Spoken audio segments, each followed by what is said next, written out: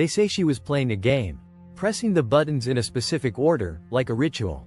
But when the elevator doors refused to close, when she peeked out into the hallway, terrified, as if something was following her, the world watched and held its breath. Because minutes later, Elisa Lam vanished without a trace. And no one has ever been able to explain what really happened inside that elevator. The footage is grainy, silent, and just under 4 minutes long. But it has haunted millions. Uploaded by the LAPD in a desperate attempt to find a missing girl, the surveillance video showed 21-year-old Canadian student Elisa Lam behaving in ways that defied explanation. First, she presses multiple buttons in rapid succession. Then she hides in the corner of the elevator, peeking out as if evading something invisible. At one point, she steps out, makes strange hand gestures, movements that seem both deliberate and confused, and disappears from the frame forever.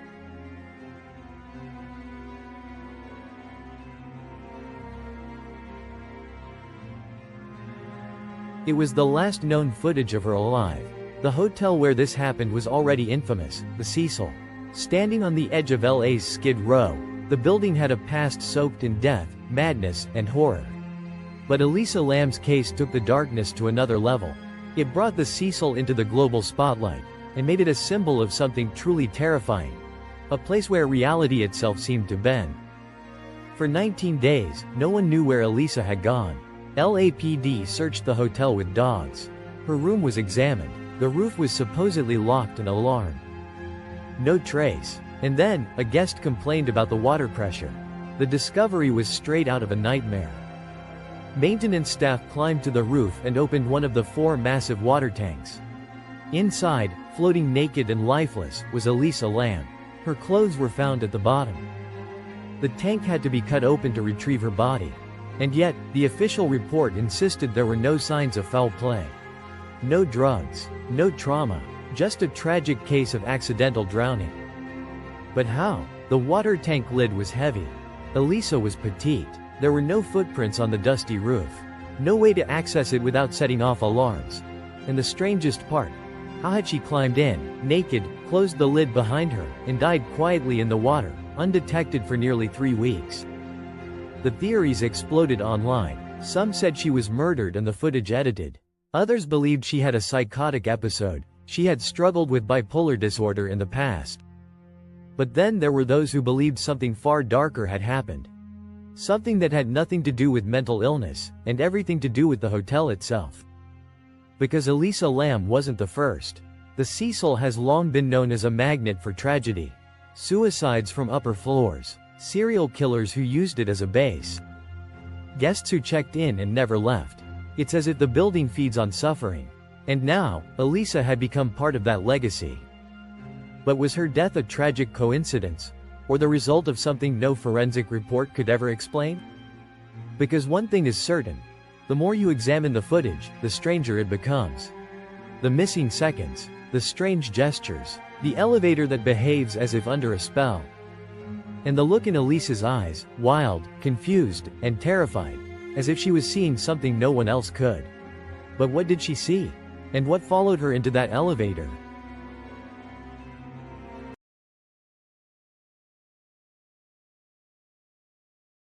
Long before Elisa Lam ever stepped foot in Los Angeles, the Cecil Hotel had already earned a reputation that could chill the bones of even the most hardened skeptic.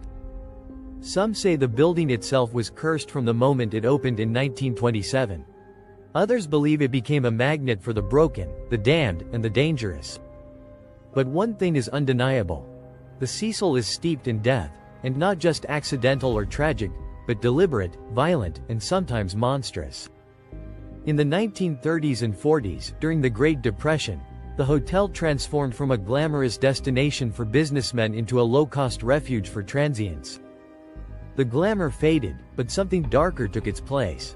In 1931, a man named W.K. Norton checked in under an alias. Days later, his lifeless body was found in his room, poisoned by capsules he brought with him. The following year, a guest named Benjamin Doddick shot himself in the head. Another year, another suicide. Then another. The deaths became so common, the local papers stopped treating them like news. People jumped from the windows. Some hit the sidewalk with such force that they left impressions in the concrete. One woman leapt and landed on a pedestrian, killing him too. The Cecil didn't just swallow its victims, it turned their deaths into urban legends. But the hotel wasn't just a site of self-inflicted tragedy. It harbored predators, too.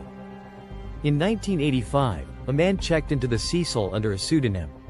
He brought with him a suitcase and a reputation known only to the police, until years later, when his true identity was revealed. Richard Ramirez, the infamous Night Stalker. During his reign of terror in Los Angeles, Ramirez used the Cecil as his personal lair. After committing brutal, satanic-inspired murders, bludgeoning, strangling, stabbing his victims, he would return to the hotel and walk through the lobby in blood-stained clothes. No one stopped him, no one dared. The elevator Elisa Lam rode that night? Richard Ramirez had almost certainly taken it, too. And Ramirez wasn't the only serial killer to haunt the halls of the Cecil. Austrian killer Jack Unterweger checked in during the early 90s. He posed as a journalist researching LA's red light district. In truth, he was murdering sex workers and using the hotel as his hunting ground, just like Ramirez. But even before the killers and the suicides, there were stories that defied logic. Guests complained of hearing whispers at night. Faucets turned on by themselves. Shadows moved in rooms that were empty. Some said they saw figures standing at the end of their beds, watching them sleep, figures that vanished when the lights flicked on. It was as if the building absorbed every dark deed committed within its walls. The deeper you look into the Cecil's history, the more it begins to feel like something far more than a hotel, something alive. Feeding, waiting. So when Elisa Lam disappeared in 2013, many saw it as the hotel claiming yet another soul. Another chapter in a book already soaked with sorrow. But one detail continues to haunt investigators and believers alike. The elevator button sequence Elisa pressed that night? It eerily resembles the instructions for something called the elevator game, a paranormal ritual believed to transport players into another dimension. Was Elisa Lam playing a game? Was she having a psychological episode? Or did something much older and darker inside the Cecil finally reach out and pull her in? Because if history is any indication, Elisa was far from the first. And tragically, she wouldn't be the last.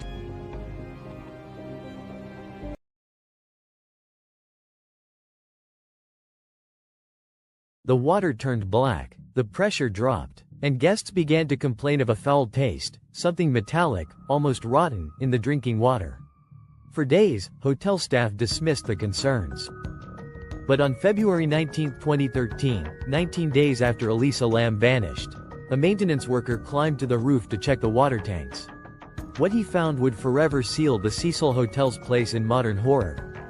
There, in one of the large cylindrical tanks used to supply the entire hotel, floated the bloated, naked corpse of Elisa Lam. The image of that discovery, silent, grim, and surreal, spread like wildfire across the globe. But as the shock faded, the questions began. And the deeper investigators looked, the less sense anything made. To reach the tank, Elisa would have needed to climb a narrow fire escape, several stories high, past locked doors clearly marked, staff only, all while unseen and undetected by security cameras. The roof itself was supposed to be alarmed. Yet no alarm ever sounded. Then there's the tank itself. Nearly 8 feet tall and sealed with a heavy metal lid. No ladder inside, no footholds. And Elisa's clothing, found floating beside her, showed no signs of struggle or tearing. The official cause of death? Accidental drowning, but that only raises more questions. If it was accidental, how did she get in? Why were her clothes removed, yet no signs of trauma were found? Why were there no fingerprints on the tank lid, no signs of anyone opening or closing it? And perhaps most disturbingly, how did she manage to close the lid after she was inside? It's these impossibilities that turned a tragic death into a full-blown mystery. Some suggested she had a manic episode, triggered by her bipolar disorder. The toxicology report, however, was inconclusive.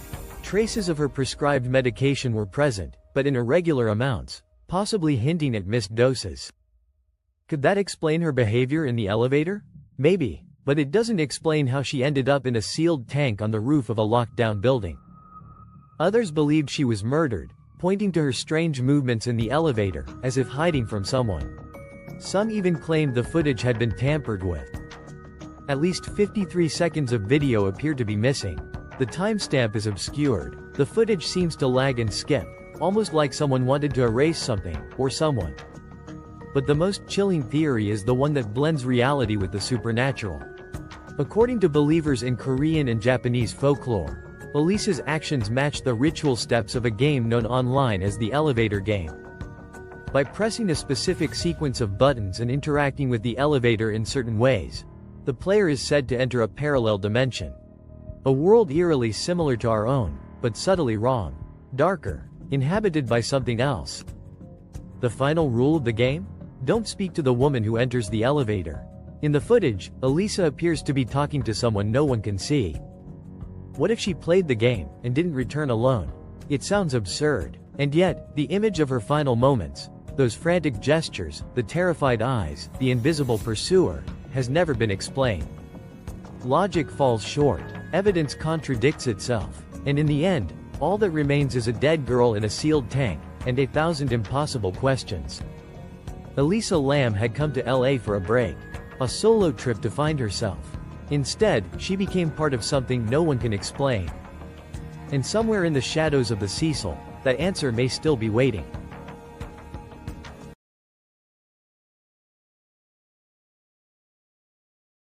The moment police released the surveillance footage of Elisa Lam's final known movements, the internet erupted. Within hours, forums ignited, YouTube channels exploded with theories, and Reddit threads spiraled into hundreds of pages. But amidst the noise and speculation, one detail stood out like a crack in the glass: the timestamp. Or rather, the lack of one. Digital forensic analysts, armchair detectives, and professional sleuths alike noticed something deeply disturbing. Parts of the elevator footage didn't add up. The timestamp at the bottom, common in all CCTV footage, had been deliberately blurred. More than that, the video appeared to skip. At least 53 seconds were missing. Nearly a full minute erased. But why? Who had access to that footage before it went public? Why would law enforcement, or the hotel, tamper with evidence in an active missing person case? Some believed it was an innocent mistake. Others weren't so sure. Because when you rewind history, when you dig beneath the surface of the Cecil, you discover a pattern of concealment. A pattern of tragedy followed by silence. And in Elisa's case, the silence screamed. The elevator itself became a character in the story, an eerie, mechanical coffin that refused to move, as if paralyzed by some unseen force. People analyzed frame by frame, watching Elisa's movements like decoding a ritual. Her body language, a mix of fear, confusion, and pleading, didn't match anything clinical or familiar. She peeked out of the elevator repeatedly, stepping into the hallway like she was being hunted. But in every frame, she's alone. Yet her body language insists she wasn't. At one point, she moves her hands in a strange, slow motion, gestures that some described as inhuman. Not random, not frantic, but deliberate, almost like she was speaking in a language no one else could hear. Then there's the door itself. The elevator doesn't behave like it should. It stays open far longer than the usual time limit. It doesn't respond to the buttons Elisa presses. It almost feels possessed or manipulated. Could someone have been outside, holding the door open button from the hallway, just out of frame? Could there have been someone watching her, tormenting her, perhaps even luring her to the rooftop? This led to one of the most disturbing theories yet, that Elisa wasn't alone. That someone was stalking her, following her, watching her movements for days. Reports later surfaced of Elisa acting strangely in the days leading up to her disappearance. Guests claimed she had been seen wandering the halls, talking to herself. A bookstore owner, the last confirmed person to see her alive, said Elisa seemed friendly, if slightly distracted, but nothing suggested the mental break many would later assume. And then came the autopsy report. Initially delayed for weeks, the report raised more questions than it answered. There were inconsistencies in how the findings were recorded, discrepancies about blood pooling, levels of decomposition, and a shocking lack of evidence pointing to how Elisa physically entered the tank. There was no trauma, no sexual assault, no drugs that would have rendered her unconscious. Just a dead girl, alone in a water tank no one could explain, in a hotel with a long, violent history of swallowing lives whole. It was as if Elisa had simply vanished into thin air. Then reappeared in a place she could never have reached on her own. And somewhere, hidden within those 53 seconds of missing footage, could be the key to everything. But the Cecil isn't giving up its secrets easily.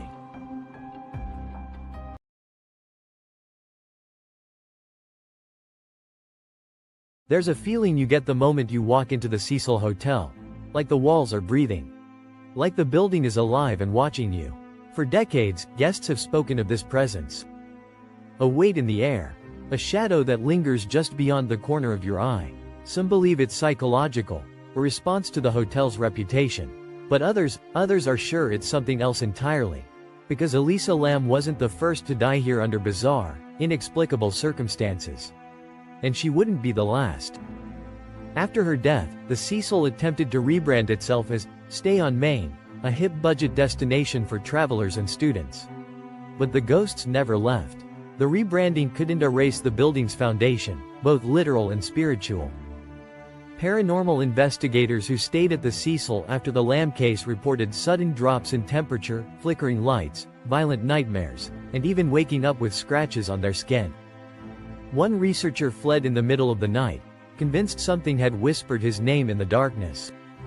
In 2015, just 2 years after Elisa's death, the LAPD responded to another disturbing call. A man screaming inside his room, claiming someone, or something, was trying to drag him through the floor. When officers arrived, they found him alone, terrified, shaking, and bloodied from self-inflicted wounds. His only words, "It's in the walls." What's terrifying is how often these kinds of encounters mirror each other. Guests in different eras, different rooms, different decades, yet the stories are eerily similar. Hearing voices in the pipes, seeing faces in the mirrors, feeling a presence sit on their bed in the middle of the night. And in room 412, a long-term guest reportedly took his own life after writing a message in lipstick on the wall. She said, "I could never leave." It was dismissed as the ramblings of a disturbed mind. But how many disturbed minds does it take before coincidence becomes something else? In the years following Elisa Lam's death, internet sleuths uncovered disturbing connections. Threads woven through the Cecil's history like a web. One Reddit user noted that a tuberculosis outbreak occurred in LA around the same time as the search for Elisa. The test used to detect TB? It was called the Lam-Elisa test. A coincidence so strange it borders on surreal. Others pointed out the uncanny parallels between Elisa's death and a 2005 horror film titled Dark Water, where a young girl drowns in a water tank on a building's roof, and her ghost haunts the residents.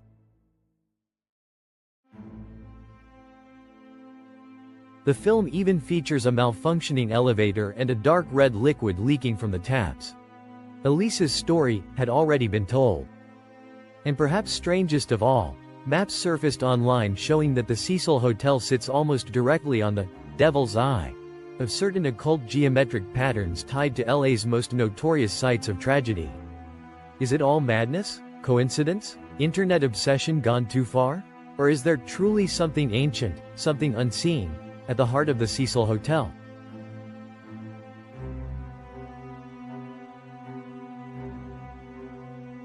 A force that doesn't just lure the broken, but breaks them even further. That traps them, consumes them, and sometimes lets the rest of us watch. Because the last place Elisa Lam was seen alive wasn't in the lobby. Not in the hallways, not on the roof. It was in that elevator, looking directly into the camera, as if she knew we'd be watching.